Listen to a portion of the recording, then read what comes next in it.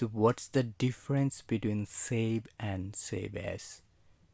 So for a new document, I will always suggest this to save in save as mode, like whenever you click on file, then you see the save and save as. So the difference between save as and save is that on save as you can determine the file format.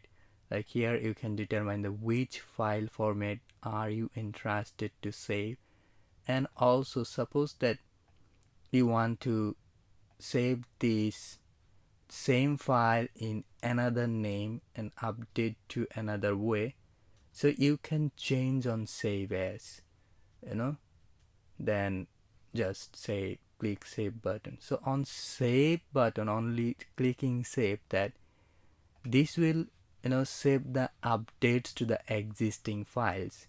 So if you want to modify and create a new file or new document or any other format, then save as is the perfect way. So for new documents, I will always say that click on the save as and check the which format you want to save, and then click on the save button. So for the existing worksheet, if you want to make an update and then save it, then just file and click on the save. That's all for this lecture.